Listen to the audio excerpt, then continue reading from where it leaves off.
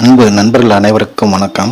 இந்த பகுதியில் இந்தி வாக்கியங்களை நிகழ்காலத்தில் அதை ஒருமை பன்மையில் ஆண்பால் பெண்பால் எப்படியெல்லாம் அமைக்கலாங்கிறதையும் பார்க்க போகிறோம். வாங்க பார்க்கலாம். ஒன்று, நான் சாப்பிடுகிறேன்.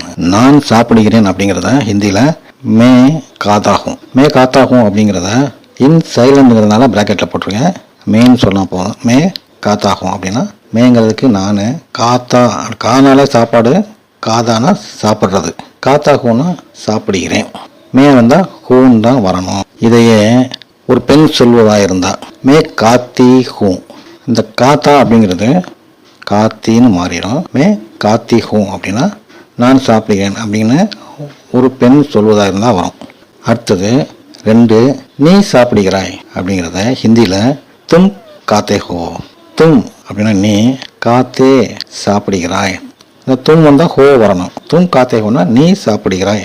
ஒரு பெண்ணை பார்த்து சொல்வதாக இருந்தால் தும் காத்தி ஹோ அப்படின்னு சொல்லணும். தும் காத்தி ஹோனா ஒரு பெண்ணை பார்த்து சொல்வது. அடுத்தது 3, அவர் சாப்பிடுகிறார். அவர் சாப்பிடுகிறார் அப்படிங்கிறது ஹிந்தியில் வக் காத்தாகை. வக் அப்படின்னா அவர், அவன், இந்த ரெண்டுக்கும் அவருங்கிறதுக்கும் வக்கு தான். காத்தாகை, காத்தா அப்படிங்கிறது KH போட்டிருக்கேன். இங்கிலீஷில் KH போட்டிருக்கேன். அது மாதிரி இக் போட்டு ஹா அப்படி வர மாதிரி சொல்லி பழகணும். வக் காத்தாகை, அவர் சாப்பிடுகிறார். இதையே ஒரு பெண்ணை பார்த்து, அவர் மரியாதைக்குரிய ஒரு பெண்ணை பார்த்து சொல்கிறதா இருந்தால் வக் காத்தி ஹை, வக் காத்தி ஹை. மறுபடியும் சொல்கிறேன், அவர் சாப்பிடுகிறார் அப்படிங்கிறத வக் காத்தாகை அப்படி சொல்லணும். இதே ஒரு பெண்ணை பார்த்து சொல்வதாக இருந்தால் வக் காத்தி ஹை அப்படி சொல்லணும். வக் காத்தி ஹைன்னு சொல்லணும். வக்குனா அவர் அல்லது அவள் அல்லது அவன், 3க்கும் இந்த வாக்கு தான். காத்தா ஹை அப்படின்னா சாப்பிடுகிறார். அடுத்தது 4, நாங்கள் சாப்பிடுகிறோம் அப்படிங்கிறத எப்படி சொல்லணும்? ஹம் காத்தே ஹைன். நல்லா கவனிங்க. முதல்ல வந்து ஹம் வருது. ஃபஸ்ட்டு ஹம் வந்துட்டா எண்டில் ஹைன் அப்படின்னு முடிக்கணும். காத்தே அப்படிங்கிறத சாப்பிடுகிறோம் அப்படிங்கிற அந்த வார்த்தைக்கு காத்தேன்னு வருது, மாறுது பாருங்க. அதாவது பன்மையில் சொல்கிறது. நாங்கள் அப்படிங்கிறது பன்மை இல்லையா? இந்த ஹம் காத்தே ஹைனுங்கிறத பெண்பாலில் சொல்கிறதா இருந்தால் ஹம் காத்தி ஹைன், அவ்வளோதான்.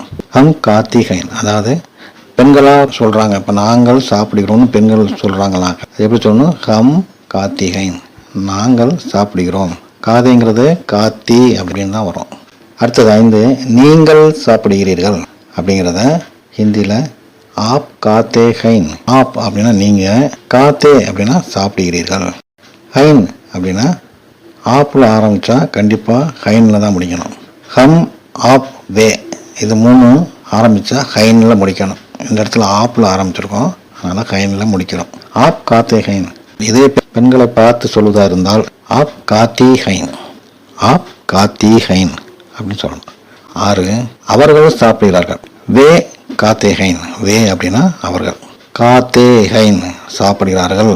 காத்தே ஹைன் அப்படின்னா சாப்பிடுகிறார்கள்.